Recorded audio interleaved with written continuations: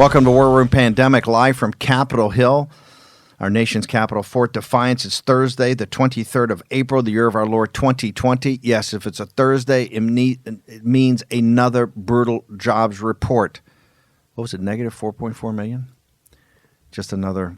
I think we've shedded now every job we've created in the last 11 years. Episode 134, 135, War Room Pandemic, now with 6.4 million downloads. I'm still waiting for those numbers to back up our hundreds of millions of views. Andy Badolato and Vish Burra. AmericasVoice.net on Dish Channel 219, the John Fredericks Radio Network, Newsmax TV, now in 70 million homes. You can see it later at night. Also FM 99.1, 103.9 in Chicago. Throughout the world in Mandarin on G News and GTV, and of course in English language on IRRS and Nexus.org on a shortwave, medium wave, and AM stations throughout the world, reaching 250 million English-speaking people. Raheem Kassam, Jack Maxey, Jason Miller, Greg Manns is in the war room. Vish Burra is our producer, so we blame him. Anything goes wrong? Thanks, Vish. Okay, there's so much to get through. I don't even know where to start. Second hour is kind of, I think we're going to dedicate second hour for CCP. So much going on there. But and I think we're going to talk about Europe in that hour too, because there's so much going. Big meeting today in Europe to decide how they're going to pull together if they can. I do think you're seeing the end of the EU, because if they don't pull together for this big stimulus package, I think everybody goes the wrong way. End of the Euro first, end of the EU after. And what better day for that news to come out and the slaying of the CCP dragon in the second hour than St. George's Day? St. George's Day. I'm bringing my and actually tell me St. George's Day. Okay, we're gonna go to. I wish you had told me that. I got to keep something for me to say on it. I got my St. George's medal right here. Yeah, if they go their own way, there are decades in which nothing happens, and there are weeks in which decades happen. Every week here's a huge week. Let's get into it. Let's talk about, and this is for the Liberate guys. We all want to open up the economy as smartly and as quickly as possible. We have to. Everybody understands that. America's not a place that's just, comfortable sitting around, hanging out. We've hung out enough. Everybody's bored. Let's get on with it. But we got to do it smart. Remember, we're the 30 Days to Save America. We want to go in hard, lock down hard, crash this thing. But hey, took another path, fine, kind of a middle path. We're not middle path guys, but that's okay. But coming out here, you got to be smart. What have we been saying from day one? The insurance industry. We have a highly structured economy, even for entrepreneurs. Remember, one thing I tell entrepreneurs when I used to finance them, what makes it? It's not just the vision and the energy and everything like that. You have to understand how to mitigate risk of what you're doing. If you listen to Mark Cuban, the way he thinks, he's always thinking about how you mitigate risk. That talk he had the other day when we were on the thing, he's saying, hey, I don't want companies that require hundreds of millions of dollars of capital expenditure to build systems, and I don't want somebody that needs hundreds of millions of dollars to market their product. I started with $3,000. In other words, I'm mitigating my risk. I can't get out and raise all this capital, end up with 2% of the company, right? And all this capital at risk, it could blow up, and then I'm gone. Mitigation of risk. One of the ways you mitigate risk is business insurance. There's a massive gunfight right now on Capitol Hill with this whole issue of business insurance and business liability and business stoppage. Had one of the top strike lawyers on the other day, Garagos, right, who's a guy who can throw a lawsuit at you in a second, getting blown up on CNBC a couple of nights ago. He has a law firm. I know a couple of the partners over there. He has a law firm. He sued for stoppage of business, and they had the lawyer, a heavy-duty lawyer, I think from Sullivan and Cromwell, one of these big white shoe law firms, blew him up on national TV, just went through the 10 reasons you're wrong and you're not going to get paid. Okay, so suck on that. This is a big issue. This gets back to the Liberate issue, and it gets back to our favorite governor, Governor Kemp, right? Governor Kemp was ahead of the wagon train on this thing yesterday. Did he get blown up yesterday at the press briefing? Well, he did get blown up. President Trump said that he now disagreed with Governor Kemp. And Not disagreed, strongly disagreed. Strongly disagreed. And I think he repeated that 3 times, just in case we didn't get it the first time. Yeah, and President Trump, and this comes after President Trump appeared to be very supportive of the Liberate movement and what Governor Kemp was doing. President Trump made clear yesterday that he's supportive of all these industries, whether it be barbers, tattoo shops, massage places, nail salons, all of these different service sector type jobs. or in small businesses. And he made clear, he's like, look, I'm supportive, but just looking at it. So clearly there were some conversations that were had about, hey, let's talk about how this thing could explode and go nuts. Because we have two problems. Jack and Raheem, please jump in. We have two problems. You have a short-term problem, intermediate term, which is how do I open it up today and more people don't get sick now? And then I have the Dr. Fauci, Dr. Doom and Gloom, just when the president's feeling upside. He's good. The president was pumped up yesterday, and Fauci's got to bring that cloud. It's got to come in from, it's going to be a big one. It is going to be a big one in the fall, right? That's the second problem. But the first one is how do you do it now without more getting sick? And let's talk about the death numbers. Oh, by the way, Kemp said he's not reversing course.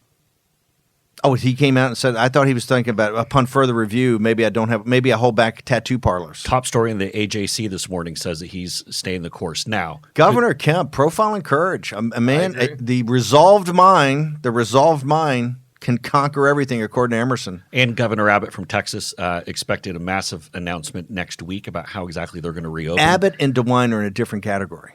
Because Kemp was the guy that, to the bitter end, didn't even shut anything down. Right? He's swimming in a different lane. Abbott and DeWine are the lead sled dogs here on the conservative red state response of how you open these things up. And DeWine and Abbott are, and I'm not saying Kemp's not, although this thing, I don't know how you keep your distance. So let's go to the death thing first before we come back to this, the death totals. Because here's what the University of Washington comes out, I think last night again, reiterates in an update of the model. It says it's 60,000 deaths at the low end of the case, but that is through August, right? And that assumes certain things are not a whole shelter in place, like we said. I don't think it's not the whole shelter in place for the entire time. I think they had some caveats on that. But when I look at these deaths, and remember Antietam, the reason I think people are on hashtag war and pandemic or saying they don't, it's all the Southerners. Sharpsburg, okay? Sharpsburg. Remember, we defended. We had the towns, okay? So. Well, and by the way, the IHME, what they're saying now is they're going to it's all about testing. That's really going to impact when you can open. So for all these models and all these variables and all these metrics, now they've moved it again, and it's hey guys, it's really about the testing. We're gonna get to the. Newsom announced some really interesting stuff about that yesterday. They are ramping up the testing, and Newsom also. Yeah, but he also gave the thing. Hey, I don't know. Don't hold your breath until we reopen. But what he did do, which I thought was very interesting, and I think it'll be a trend around the country, Newsom allowed all the hospitals to start doing surgeries again. Yes. Elective surgeries, which is huge because this is going to be the difference between life and death of these hospitals economically. We got to fly Jason to get that toast. We can go to California and hold a bed for him. Let's get the guy at St. John's Hospital to hold a bed. I want to go back to Mass on Point, but particularly talk about these deaths. The deaths right now is the way the War Room calculates. I think we hit 50 sometime. I think we hit 50 before the weekend. 50,000 before the weekend. Probably Saturday. We're going to hit 60,000. We're going to hit 60,000 before the end of April. So I don't know. Somebody's got to tell the president that, so when he comes up on the thing, he understands that, hey, this thing is moving. We're at preseason. Even Kemp hasn't. Kemp is even playing. His scrimmage is a full pads and uniform scrimmage, right? But the game doesn't start to really May 1st with DeWine, Abbott, and these guys unlocking, right? And so now you're going to have 60,000. Somebody's just got to retorque and focus. I think Ambassador Dr. Colonel Birx ought to look at this. So 60,000 is not going to be the low end.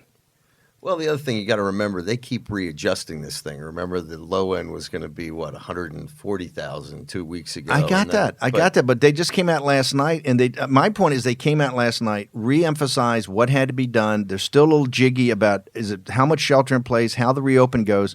But the model, since the White House won't put out a model, this is the model we're dealing with, at least the best one, right? They're saying low end 60,000. I'm just saying, hey, nobody's talking about the fact that every day, what's the rolling 7-day average, Jack Maxey? 2,600. So yeah, it's Antietam. You have an Antietam Antietam up until 9/11 was in 9/11 included civilians. We have the bloodiest day basically up until 9/11 every day for the last 7 days. And the IHME folks, they say today their projected death total will be 2,020.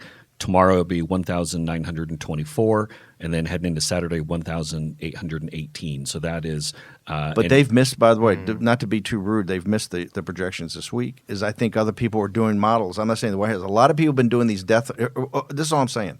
We hit a plateau in these deaths, and I realized it a little off yesterday from the day before. We've hit a plateau in these deaths. It's a high plateau. It's a plateau over 2,000. Now, and I think that this is the sign that it starts decelerating. But we haven't seen that. They don't have it dipping below 1,000 a day until May 2nd. That's the first time on their model. On their model, then you're at 60,000 by April 3rd. That's all I'm saying is that for the president, somebody's got to tell him, hey, we've already blown. You can't use the low end of the scale because we're not out of April and we're going to be at 60,000 dead, right? If you run the back of the envelope math on their model, on their algorithm, I think you get over 100,000 easily. I think you're at like 120 because May, June, July, you got 90 more days, right? And remember a week or so back or a week and a half ago, and we said it's Memorial Day. That's what everything's really pointing exactly. at. That's what. If you're, and I know IHME has moved the goalpost a couple of times, but if you look at their projections model, Memorial Day, May 25th, is the day that the national death total goes below 60. That's when they have it getting down to 58 a day. So when we talk about the Memorial Day really being the point of the full national opening, that still stands pretty correct. You mean we're going to go from 2,000? I didn't look at that model last night thoroughly. You're saying we're going to go to from 2,100 to 60 by May 25th. That's what they're showing. That, sir, is impossible. If you just look at the other waves around here, it's I think when it started in early March, right, we first got our first deaths, and then you're going to see that's 3 months. That's the best news that's the best news we ever had. We got to check this. My only point is that they're already off in their low end of the scale because they're going to hit that on April 30th or before. And also, I mean, what is that taking into account in terms of reopenings? What is that taking into account in terms of mitigation? It doesn't take into account. They're pretty upfront about that, right? And so that number is very high. This gets us back to the Liberate movement into the which, by the way, we understand and fully agree. Jump back in here that you should have the full right to do everything. I think as an insurer, I'm just sitting there. The key that picks the lock is the insurance, particularly for the small business owners. Remember, Mark Cuban, just to connect some dots here, came in the other day and said, "Hey, if you set what the rules are, American entrepreneurs can get it done." Is it though? Is it the small businesses or is it the franchisees and the chains? Now, let me tell you why. If you're a Chipotle franchise owner, if you're a McDonald's franchise owner, you're going to have different standards and different things that corporate is telling you, and you're going to have more of this broader risk. And people are, when they find that proverbial, fly in the soup at a McDonald's and they decide, hey, we're going to go and sue, they go after their franchise, they go after the entire company, they go big. But if you're Bob's Tackle Shop down the street, I'm Tackle Shop. I'm for you're opening no matter what. Well, someone could be standing outside coughing, and you're going to be like, "Hey, I got to open because I don't have any other options." This is the whole point. So this is the key point right here. Push back if you think. No. You've highlighted. This is why this is important. We got a minute. We're not here to entertain you. We're here to educate, to make sure that you're ahead of the wave, because everybody's going to be talking about this next 2 weeks. Everybody is eligible for the PPP. Bob's Tackle Shop, the small guys, not the franchisees, is a different issue. Because remember, Bob, if they get sick, it's not just your little cafe. They come after you personally. Okay, they'll take your house. You'll be bankrupt. That's the key. This is why business insurance is so key. That gets you off the hook, right, of personal liability. It is, unless you breach, unless you show recklessness or gross negligence or something like that. But if you go to the standards of the policy, business owners will know what I'm talking about. And here's two dots to connect. It's Cuban and then Larry Kudlow. We'll get back to all this when we come. How we're going to reopen America smartly. Okay, we return. Hashtag War and Pandemic. Want to hear all your observation. The entire team will be here. We return.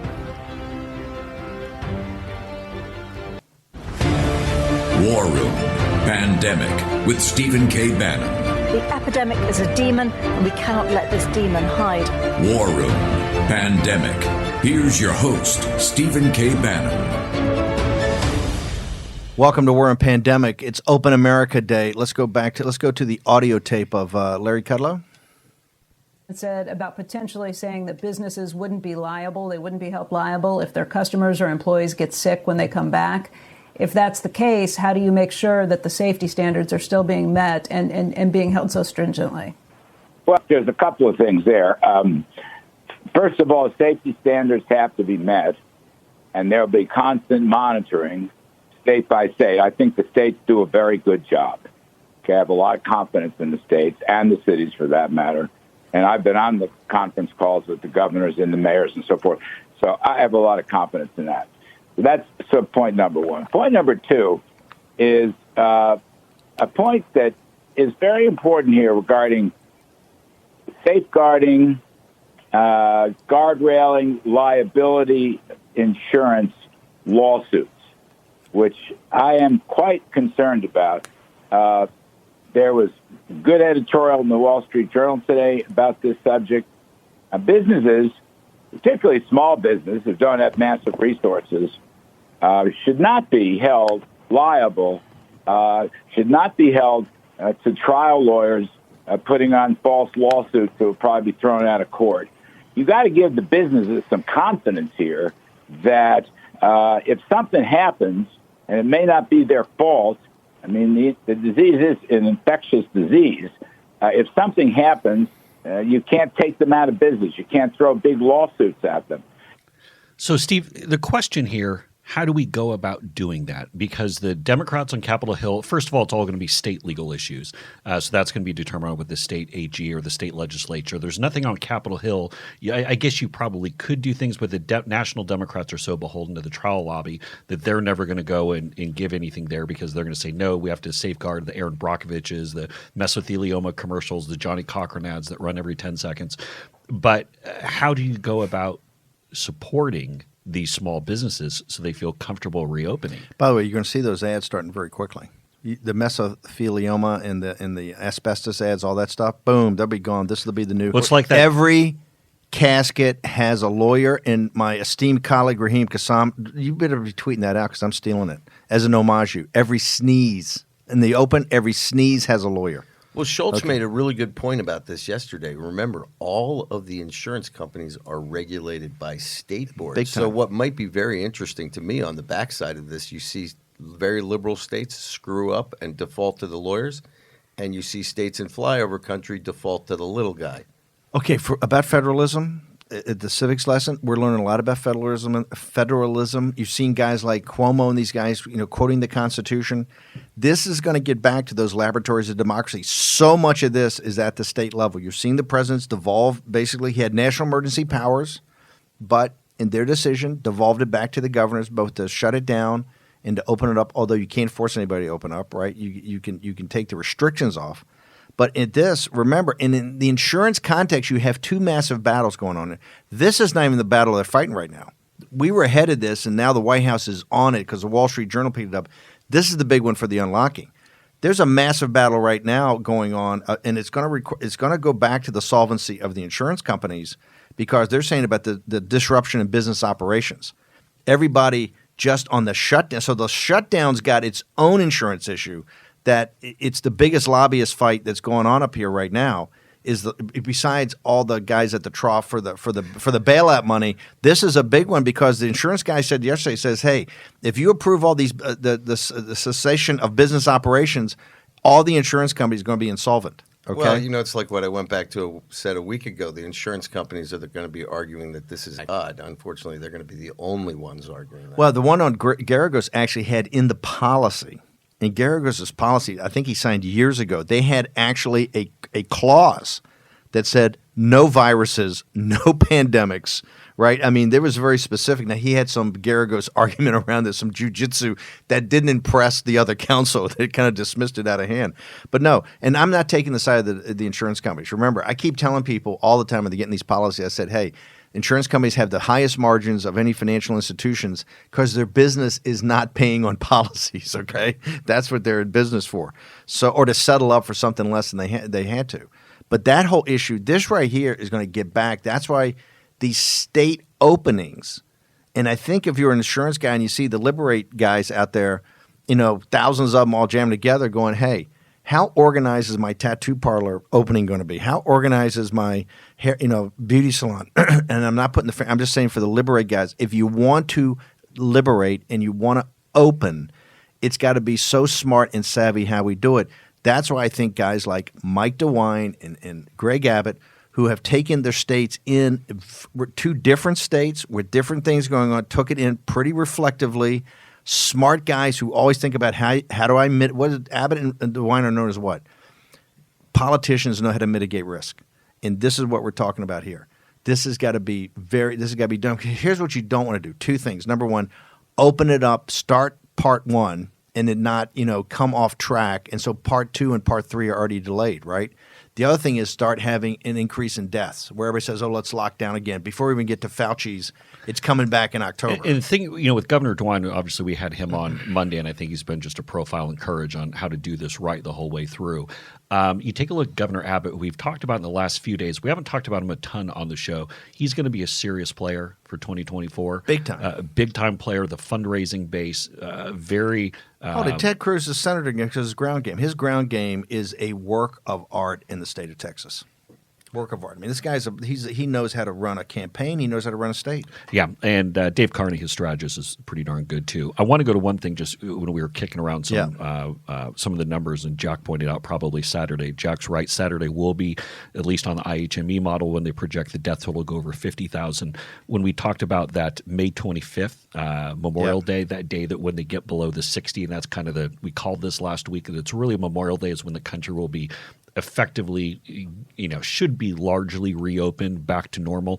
The death total on May 25th will be, at least they project, 67,000. 67,000 on May 25th. May 25th. Memorial Day. Well, they're wrong. Just on their own, they're going to be wrong because you're going to be 60,000. And you're telling me we're going to be 60,000 on April 30th, essentially, and we're only going to have 7,000 for the entire month of May. This thing's going to completely drop off. Maybe, maybe all the waves are coming through. I'm just saying, if you look at the plateau that we're at, you haven't seen the drop. You haven't seen the beginning of the drop. Now it looks like we're going to be Thursday. We're going to be 400 down today. Maybe it is. We'll recalculate. I'm just saying that what's concerned me is that we've hit a plateau. And that plateau is a lot higher than even they anticipated. But they're saying that basically around that May 15th is when the big you got really a pure drop. Well, they say that's really when you get the daily drop off, and this thing's basically there. But then it gets down to it's marginal. Now look. Again, I've beaten up the IHME model. I've beaten them up for moving the goalpost, shifting from the 0.3 deaths per million to 1 case per million. But this is a metric, and it's the most publicly available metric. But this is what and I don't want to politicize this, but this is what the mainstream media and the left is going to beat up Trump and all the governors for. The unlocking to say, hey, we had this schedule that was going to be a complete drop off down to 60 deaths throughout the country by May 15th, and you guys opened early because you didn't have mass on point. You don't have the mass. Because now all Jack's potions have been blown up. Fauci. No, I'm just saying. I'd love the hydroxy as long as your doctor recommends it. And I still think we're going to get huge evidence. We're going to try to get Dr. Zelenko in here. Of course, he's moving to new offices. We hear, so I guess that hydroxy thing is working. No. It's NIH and Fauci that are blowing up in the UVA test. So what? Here's my point. The mass on point, which is huge infusion of therapeutics, mass testing with contact tracing and quarantining, plus the antibodies testing. Those three for the mass on point, plus the sequestering of the elderly and the sick. That's the way you reopen. We're not going to really have any of those in place to do this, right? And the mainstream media is just going to jump on him as soon as we go over that university.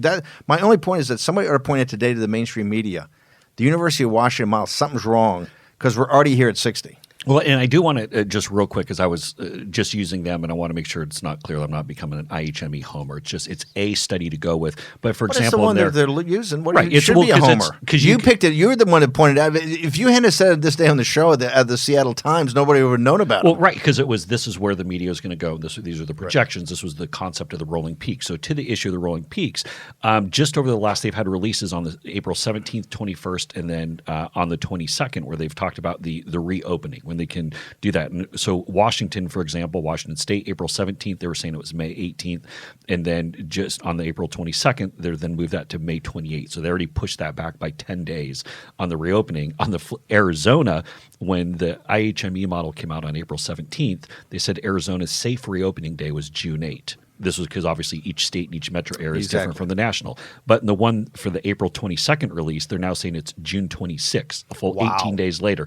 That's Arizona ain't waiting that long. right, exactly. So that my point is, when we talked earlier about their national numbers, that's one metric. But when you start breaking down state by state, you see that there is a whole lot of wiggle room. Kansas, just to put you into orbit here, on April 17th, IHME released, they're saying Kansas could safely reopen on June 1. Okay, a little bit behind the national curve. Now, on the April 22nd release, they're saying June 21. They've already moved this thing in the last couple of days. By 20 days, states are going to be like, go pound sand. We're opening when we want to. Particularly when you got the 60 number. Remember, we first calculated in Sanjay Gupta a couple weeks ago. Remember the day they had the thing up there? And Sanjay Gupta goes, the 60 deaths would be August 4th. And that was the correct number. You're saying that's pulled up 2 months. That's pulled up 60 days. Let's remember something, though. I think it's- Remember, because we had that big argument, and Sanjay Gupta, Aaron Burnett goes, hey, I don't understand the math. And Sanjay Gupta, I tell you what he's talking about. The numbers, 60 deaths is going to be August 4th. While we start talking about the numbers, let's remember the whole purpose of this exercise: closing down the country, social separating, flattening, smashing the curve. This was to make sure that our hospitals were not overwhelmed. Yes, they have not been overwhelmed. Fine. Right. Okay, we're going to take a short break. John Solomon is going to join us from Just the News, breaking story out of Fort Detrick. We'll return. The war room pandemic in a moment.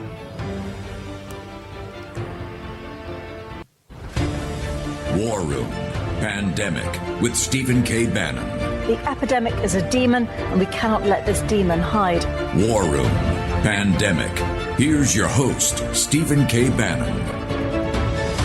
Welcome back to War Room Pandemic. Remember, ubiquitous now with 6.2 million downloads on our podcast. Of course, we got a big dog coming with a big dog podcast in this segment, the one and only John Solomon. He's going to be joining us in a moment. He's old school investigative reporter. In Capitol Hill, when your assistant walks in and says John Solomon on line 2, that's not a call you want to take. Okay, that's the sphincter muscle kind of tightens, right?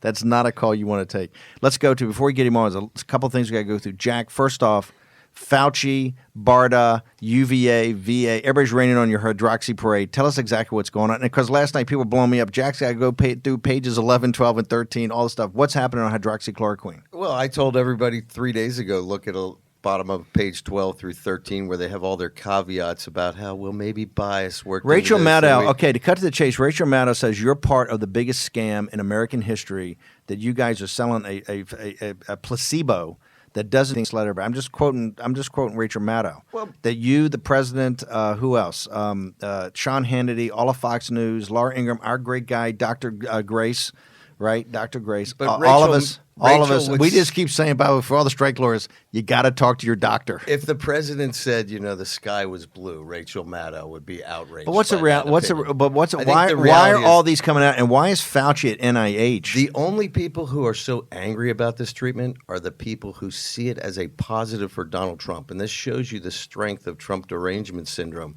in that they are more willing to slam a hopeful idea that many doctors around the world are finding very effective because it slams Trump. Okay, let me give you a rundown. Okay, Costa yep. Rica is using this on the front line. Their doctors say that they have studied everything around the world. They are finding absolutely incredible responses. I think I went through yesterday how silly that UVA NIH study was, where they just looked back retrospectively. They effectively decided that they didn't like hydroxychloroquine, and they proved it by plugging the data in such a way as to get it. There's no consistency as to when these guys got treatment, how sick they were. 33% of them had lung disease problems before they even got the COVID-19.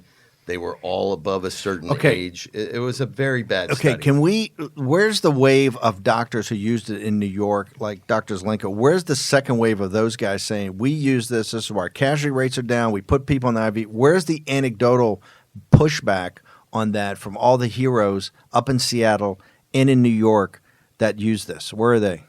I think they've been muzzled. We've seen this quite a bit from the hospitals. We had Grace on, and he wanted to talk to us. And remember that he was told he couldn't get into specificity about it. But I think anecdotally you were hearing around the world. Bahrain, for example, little Bahrain, has been using this from day one. Little wealthy Bahrain. Right. Probably not noted for the best healthcare on planet Earth, or probably the most healthy lifestyles of their residents, but they have one of the lowest mortality rates in the world, and they've been using this. There's another study that just came out of Korea 2 days ago where they went back and they looked at using this prophylactically. They had a number of patients that were exposed to a very sick person, a number of doctors, and immediately they thought, hey, why don't we just put these people on and see if we can keep them from getting it? And universally, none of those people developed the disease. Now, granted, for Dr. Fauci, this is a bit anecdotal, and I would hate to give a little bit of sunlight to Donald Trump, but I am going to stick with my position that hydroxychloroquine and azithromycin given early are very effective. By your doctor's recommendation. If By your your doctor doctor's doctor recommends, I'm just an individual with an opinion who's willing to take responsibility for my His name is opinions. Jack Maxey, and I can't give you his address. No. We're going to get to Azar and those guys. I want to bring John Solomon on. John Solomon, the veteran, the dean of the investigative reporters in Washington, D.C. That used to be a huge compliment, John, but since there's like three of you guys now, it's like it's a dean of a community college, not an Ivy. We're like Tyrannosaurus Rex. We hardly are. But it tells you what's happened to the media here. Your site, Just the News, is a huge hit, and of course your podcast, because you rank ahead of us. We get the green-eyed monster on it. The John Solomon Report. You got to go to the podcast. Solomon's unique, complete old school. The reason I want to have you on today, you have broken something that we've talked about, but of course you get the inside baseball. Fort Detrick. Explain to the American people exactly. You got a big breaking story out of Fort Detrick. What is Fort Detrick? Why is it important? And what's your story? Yeah, so it's a very important installation. It's an Army installation in Frederick, Maryland. Before the 1970s, it was where we developed bioweapons. When the United States was still in the bioweapons race, we signed a treaty, we got out of that business, and then we converted the lab to be a biodefense lab so that if someone deployed either intentionally or unintentionally a pathogen, we would have defenses for our military and for our civilian population. So it mostly is very secretive. People don't know much about it. It usually is very quiet out of the news media, except back in the early 2000s where it was ground zero for the investigation of the anthrax attacks. If everyone remembers, after 9/11, there were some senators who had anthrax mailed to them, some media members, and there were two suspects that were identified there, one falsely accused, or at least the FBI says was falsely accused, a guy named Stephen Hatfield. He was eventually cleared, but he was one bioweapons expert there. And then a second guy, Bruce Ivins, the FBI began looking at him. He committed suicide, and the FBI ultimately concluded that he was the perpetrator of the anthrax attacks. Not everybody shares that assessment of the FBI. The FBI's had some criticism, but that's about the only time Fort Detrick's ever really been in the news recently. Yeah, Dr. Hatfield was the very first guy we hired here as a consultant at War Room Pandemic, because when we started this back in January, as I always do, I said, I want the smartest guy out there, and everybody said, oh, it's Hatfield up at Fort Detrick, and so he's been our advisor and consultant, great guy, and falsely accused of that, but knows what he's doing. And someone who went through hell for a bad investigation. Yeah, you want to talk? Richard Jewell is nothing compared to Hatfield. Hatfield, they want to throw in prison, give the death sentence exactly. to. Okay, so Fort Detrick is the old Army bioweapons lab. Before we signed this huge treaty in the 70s, everybody laid down their arms and stopped. Under Deng Xiaoping, the Chinese communists signed it in '84, fessed up that they had a bioweapons program, and then when they built the P4 lab in Wuhan, they had to also kind of come clean with. They had a tiny program. They said from '84 to 2004 or 5 or 10, whatever it was, they had a small program. At Fort Detrick, how have you built relationships, and what are the people up there telling you about potential therapeutics, potential vaccines, or potential biological defenses? Well, the military has a huge interest in making sure that its personnel, if ever subjected to a weapon, or if you're just overseas in Africa, you're fighting the war on terror and all of a sudden Ebola breaks out, right? The military wants to protect our frontline men and women, and so they do really great research. They're as capable and perhaps more capable than the NIH and CDC, and so they have a wonderful doctor there by the name of Dr. John Dye. He is really doing some of the cutting-edge research on viruses that are called envelope viruses, which COVID-19 is. Ebola is. That's a pretty scary one. Marburg virus, another very scary virus. Back in 2017, they tested a chemical. It's an extract that comes out of a flower that's all in our yards, Oleander. The flower is famous because if your dog eats too much, because it has a poison in it. But there's an extract called Oleander. And they saw this working in some cancer patients across the country. It was very successful, and it's getting a lot of publicity. They said it may work on these envelope viruses. So they did a big study in 2017, and sure as heck, they confirmed in Petri dishes that if you put Oleander in alongside of Ebola, one of the scariest viruses in the world, Marburg, another scary one, it kills it. It neutralizes it. Emphatically. In fact, it wasn't a small finding. It was overwhelming evidence that it reacts against it. So they passed that on now to try to get that into the next level of testing in humans in clinical trials. Meanwhile, they're sitting back there saying, well, wait a second, COVID-19 is just like Ebola and Marburg. It's an envelope virus. So they began last week a clinical trial, or excuse me, a in vitro trial, a Petri dish trial, to see if it is going to kill the COVID virus. There is a lot of enthusiasm that this test will be positive and that the next move will then be to try to put it into a clinical trial. There's a lot of excitement about this extract. It's catching a lot of attention in the cancer community. It now has very strong findings that it worked against Ebola and Marburg, and now they have a growing confidence that this could be a solution for COVID. And so the process would be they'd get through these in vitro things, they do a clinical trial. If it showed efficacy there, they will be able to deploy this medicine very quickly. Why? Because Oleander is everywhere. It's all over the United States. Getting the extract out is very easy. So a lot of enthusiasm, a lot of excitement, a lot of work still to be done, but I wouldn't be surprised if Fort Detrick becomes one of the more important players in the fight against COVID. I want to talk about that for a second, John. Is that the American people, you've seen, the CDC, either we don't know the details of how, when President Trump said, hey, you guys are going to do the test, they go, yes, we'll do the testing. Somehow that didn't quite work out. There's some negative articles we'll talk about in a second about Azar. There's some other things at NIH, Fauci is maybe not being as precise and as metric oriented as we would like him to be. I think the American people are sitting there going, exactly what's going on. What's the level of professionalism at Fort Detrick? It's a lean, mean crowd. It's a small group. They have great connections across the world.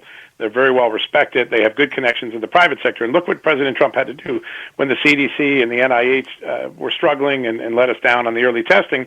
He turned to the private sector. And, there's a reason why our founding fathers might have put in God we trust, but never put in government we trust on the dollar bill, because big bureaucracies like the CDC and NIH often freeze up in the moment of crisis.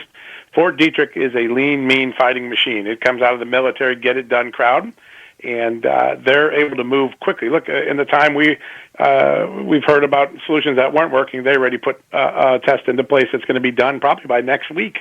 That's how quick they move at this lab. So it's a small, very effective, very high-profile, very well-resourced, and very well-respected lab. It's just one we don't talk about. But I bet you that we're going to learn something very important out of this test in the next couple of weeks. The Media Matters guys, always in the first couple of days, they always laugh at us, the conspiracy wingnuts. It all comes true, Media Matters. You never have the kind of thing when we said, hey, this is about the P2 lab and the P4 lab with Cotton and Gertz and all of them. But, John, just before I let you go, I got about a minute. What's your assessment as you see it today as an investigative reporter of where we actually stand with real investigations on both the P2 CDC lab in Wuhan and the P4 lab in Wuhan? Where do you think we stand with investigations right now? Well, the most important thing is human, right? You need human intelligence to know what's going on. I think everything's at a very preliminary stage. We went from, this is definitely something in the wild to, we got some suspicions about this lab. I think the prevailing theory is that it was a animal virus, and the only question is, did it go animal to human, or did someone accidentally, perhaps doing legitimate work in the lab in China, accidentally walk out with it on its clothes and get it into the population? I think that's the question they're looking at.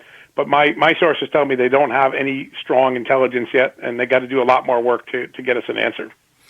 John, tell us how people get to your podcast, how they get to your Twitter feed, your site, everything. We want to make sure people get total access to John Solomon. That means a lot. Yeah. So justthenews.com is where we have a group of about 15 reporters doing investigative and breaking news reporting all day. My podcast is John Solomon Reports. You can go to Apple Podcasts and download it there. And my handle on Twitter is J Solomon Reports. John, thank you very much. Look forward to having you back on the show. Fantastic. Appreciate it, brother.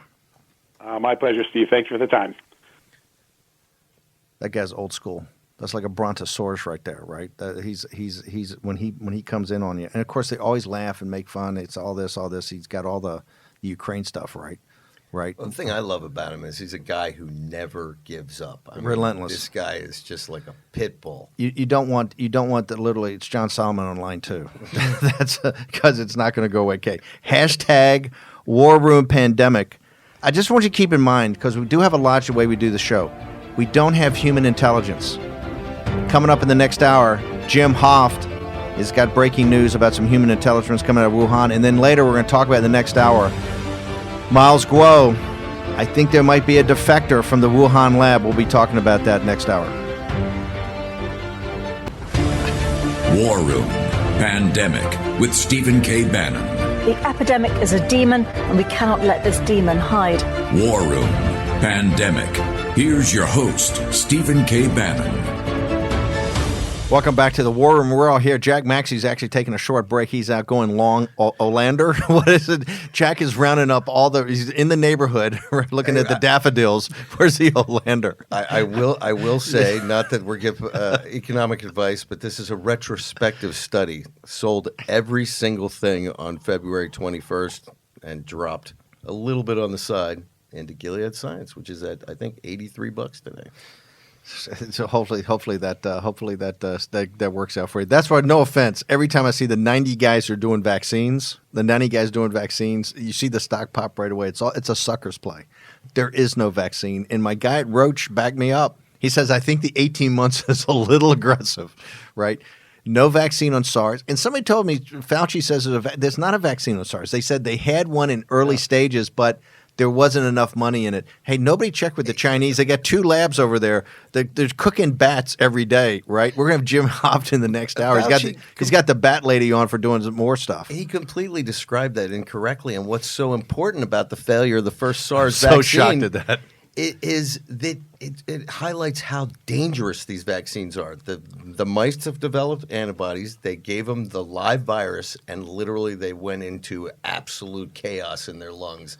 And they died quicker than they would have if they hadn't even gotten the vaccine. That was the last attempt. One of the reasons we want to have John Solomon on here, and he gave a shout out to Dr. Stephen Hatfield, as you know, one of the original posse, still around, but currently engaged every day to help solve these problems for the American people. And we're going to have Dr. Hatfield back on next week, telephonically or through Skype. Is that Fort Detrick is going to be, just remember, write it down, Fort Detrick is going to be an important player going forward in your life, okay? So Fort Detrick will be, remember that, up in Maryland, okay? In Frederick, Maryland, Fort Detrick. Let's go to talk about Dr. Fauci and pulling the team together. We got to pull the country together, right? We're going to start doing these openings. You got to pull the country together. You got to pull our allies together. G7 or the guys in Europe having a big call today, because remember, we're nationalists, but we're in an inextricably linked economy. Europe's got to come out of this thing. They're our trading partner. You got to pull the world together, but you got to pull also the administration together. They're all what happened. There's a couple of stories out that are like neutron bombs, right? I mean, these are pretty big stories. The Wall Street Journal story, and then I think it was Reuters. Yeah, so front page Wall Street Journal story today by Rebecca Ballhaus and Stephanie Armour. And this is, I guess I would describe this, or Steve, you with an described assist by Michael Bender. This was a drive-by shooting. I mean, this reminds me of Boys in the Hood when Ricky and Trey come out of the little deli shop or the convenience store, and then they see the bad guys pull up in the car and they take off down the alley, and then Ricky gets the double barrels. Then he's. Why did you say it? Vicious tearing up already? I know that's Fish giving the head nod. He's so tearing up. Morris Chestnut, rest in peace. It was a great movie from early '90s. So I'm just going to read you the first sentence of this. Okay, Boomer. Okay. Actually, that's pretty accurate. Here's just the first sentence. Wall Street Journal front page. On January 29th, Health and Human Services Secretary Alex Azar told President Trump the coronavirus epidemic was under control. Boom. That's one sentence, opening lead. Let me just read that again. Front page, Wall Street Journal, today, Washington. On January 29th, Health and Human Services Secretary Alex Azar told President Trump the coronavirus epidemic was under control. It doesn't matter. Now, the thing goes on for another 40 paragraphs. It doesn't matter anything else. I mean, that is a straight up, he just got rickied. Right there. I mean, Alex Azar just got rickied. I mean, a car pulled up, some guys in sunglasses, double-barrel shotgun, they got him. And that is, now I'm going to tell you why, and obviously I'm kind of, just throwing in a little bit of movie reference humor, but here's why I don't like this. Because as we get into the story, we find out about Brian Harrison, his chief of staff who worked for HHS under the George W. Bush administration, the Labradoodle guy. Hold it, and they have a Reuters story that comes out afterwards that just solely works on the chief of staff, and I think Labradoodle is in the headlines. Yeah, it was a double hit. It was a double hit. Yeah, and here's the problem with, and then we have the what was the gentleman's name? The doctor who may or may not have gotten bounced. Barta. Ricky, the president didn't remember his name. Rick Bright. Rick Bright. Yeah, Rick Bright. Here's the problem with going after. All you're doing on the day when you have Jim Clyburn and you have the House investigative panel. They get voted in today, right? Yes. What happens is all you're doing when you have these hit pieces like this, only thing it does is encourage people. You know what? Maybe I just need to look out for myself, and maybe I just need to start dishing and causing further chaos. Now, I'm not saying that Azar's obviously going to get a call this afternoon. It's Clyburn on line 2. Right? Yeah, I mean, look, and that's the. I mean, when you want to schedule you to come in for a chat. No, I mean, Jim Clyburn looks at this like, oh, we're going to go after Azar. We're going to put pressure on Azar, put the pressure on Harrison. That's the guy that's going to roll for us. Yep, we're going to put the pressure on Rick Bright. Rick Bright put in a he's a whistleblower. He's already Vindman. He's put in a whistleblower. Right? We don't know officially, but it's been said that he was so upset he put in a whistleblower. Now there are a couple buried leads that are in this Wall Street Journal story. We've long said, because Redfield said that he got that call. I know, Steve, we've kind of argued on this. Did he get it right around? It was during his Christmas break. Did he get it on Christmas? Did he get it January 1st? Did he get it January 3rd? We've heard a couple of different dates that have been thrown out. It says definitively, but we've always said Redfield called Azar on January 2nd. 3rd. Called him. CDC alerts. Called him. Yeah, CDC alerts HHS chief. Bannon wins. On the 3rd. Bannon wins. He was the last week of December. He's on the phone. I'm going to pull that thing up. Redfield's on the phone on his Christmas break between Christmas and New Year's, talking nonstop. And he notifies him on the 3rd when he's got his act together. Here's what it is. Boom. Redfield has previously said publicly he got the call on January 1st and then January 3rd. Okay. He says that. I thought he said the Christmas break. Yes, but he was on vacation during that stretch. But he's given multiple days. I'm going to fight you every. This is like the old war room, right? It is. No. Steve, there's no way Redfield was ahead of us, right? Well, you're December 26th. But you're pretty early. Of course, Miles Groh taught me. He says, "Hey, I did a broadcast. Heck with you guys." He said, "I did a broadcast on December 31st," and he did. But keep in mind, Redfield. This is why it's important. Remember, he said he got that call from China. It's very important. This is important. And it's going to be definitely important in August when you're watching when you're going to watch the hearings, because they're coming. Oh, we don't want to go back and look at history. We just want to do it. That's what Nancy Pelosi said. We just want to look on a go forward basis. Here's why that's important, because yesterday we talked about that fake news Washington Post story from Lena Sun that said that there were CDC members embedded over the WHO, and the lead implies they were transmitting real-time information in late 2019. Right. That goes against what Redfield has said. Yes. So this is why this is important, because again, Washington Post, this story actually 2 days in a row, because we're going to talk about devastating in the headline. 2 Lena Sun stories, back-to-back days, Washington Post, fake news. Let's go. We're going to take a short commercial break. Be back for the second hour, China and all of this in a moment.